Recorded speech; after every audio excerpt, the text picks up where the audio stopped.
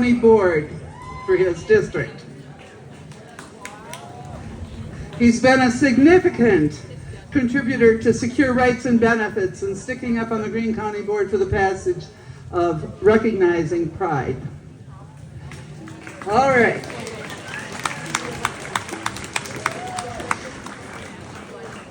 He served as a political appointee in the U.S. Agency for International Development, which you may know as USAID,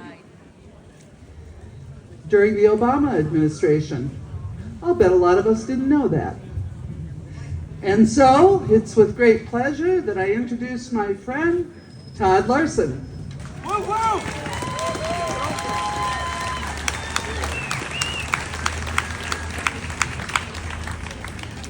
Thank you, Pat. Always a pleasure to see you. And Sly, are you still here? Sly and I were good friends in high school, and I wanted to remind him that he still owes me a tank of gas. Oh, he's left. Conveniently didn't hear that comment. So I am pleased and honored to speak to you today in my personal capacity. To refer to our current president as a moron would be an injustice to the word moron. How about dolt? To refer to our current president as evil does not capture the depths of his depravity. How about morally bankrupt?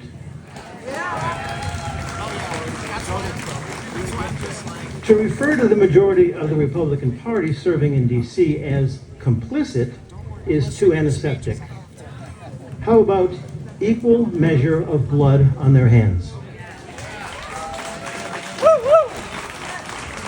To refer to the majority of the Republican Party serving in D.C. as weak does not capture the enormity of their cowardice. How about yellow-bellied milksops? That sounds good. Yellow-bellied milksops. Let's make that historical label stick to the current Republican incumbents in D.C. So how does House so-called leader Mike Johnson refer to our gathering today? And this is a literal quote. I kid you not. You can't make up this shit. Excuse me. A Hate America rally, the Antifa crowd, the pro-Hamas crowd, and the Marxists. An outrageous gathering for outrageous purposes. Talk about throwing a lot against the wall to see what sticks. Sounds to me like Johnson and his orange master are truly frightened. As well they should be. Right. But we are not dolts. We have functioning brains. We are carrying all the cards of moral authority. Our hands may be rough from toil, but our hands are free of the blood of third parties. No one can credibly accuse us of being cowardly. We're here, aren't we? In great and impressive numbers. Are any of us hiding behind masks or zip-tying terrified immigrant children together? Hell no! So let's not entertain games of false equivalency. We are on the side of virtue, and we are in the driver's seat. That's right. Not unlike our striking neighbors who worked at W&W Dairy. By the way, let's hear it for the striking workers from W&W Dairy.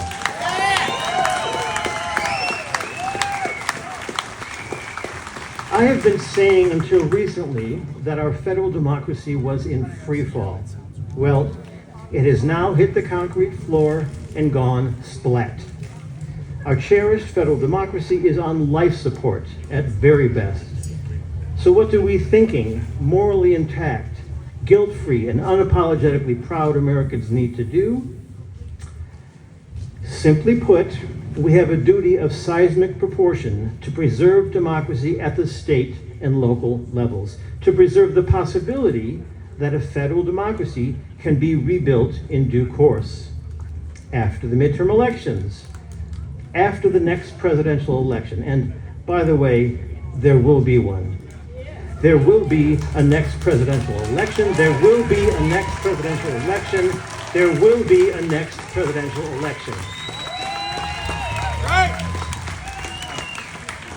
It so revolts me when I hear folks ruminating that there may not be a next presidential election. It is up to us to make sure that there will be.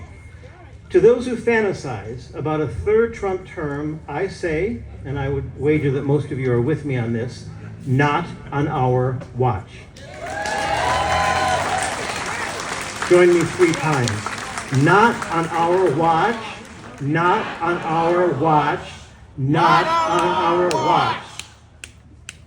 Which is not to say that violence is ever justified. It is not. Ours is an exclusively non-violent set of duties. Remember John Lewis. We are working on behalf of ourselves and future generations, honoring the sacrifice of those countless brave Americans like John Lewis who came before. If you have had spheres of local democratic engagement in the past, keep up those engagements. Girl Scouts, volunteering at the YMCA, promoting gay and lesbian rights, it's all good. Carry on. Don't abandon because our federal democracy is on life support. Success in life is all about multitasking. You can ask our esteemed county clerk here. She's the master of multitasking. A summary list. Let's hear it for our esteemed county clerk. A summary list of to-do tasks for present purposes could include the following. Stay fit, mentally and physically. The tasks ahead of us won't be easy. Stay informed. Reviewing news on a daily basis without being dragged down the rabbit hole of Stephen Miller's Napoleonic complex. Keep up pressure on our elected officials in D.C., letting them know that we are not giving in and we are not in despair. We are focused and unflinching, and we are pissed off.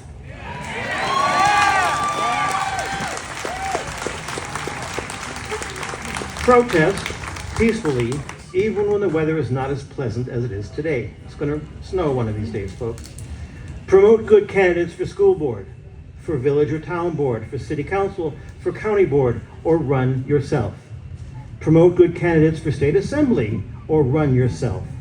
Promote good candidates for state senate, and there's one of them here amongst us today. Hope you get a chance to meet her, or run yourself. Another of our to-do tasks is, of course, protesting. We need to continue to protest peacefully, like our democracy depends on it, as it does.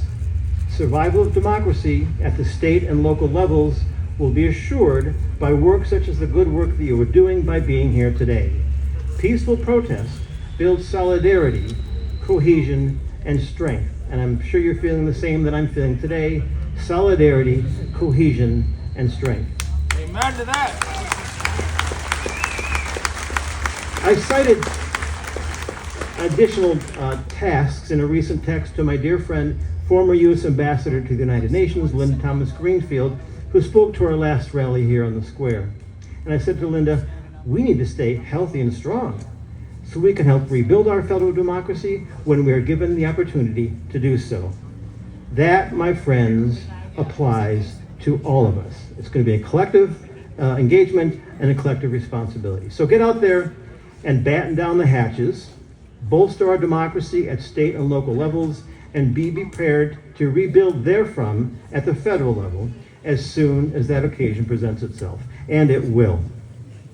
Folks, we have a holiday coming up, one of my faves, Halloween, prompting me to share the following thought.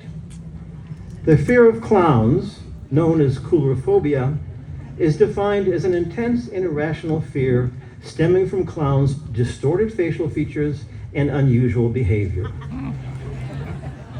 You know where I'm going with this.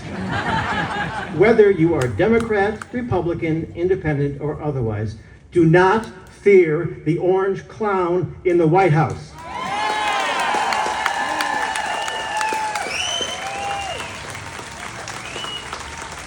He'll be gone in due course, and we'll rebuild our federal democracy when he's history.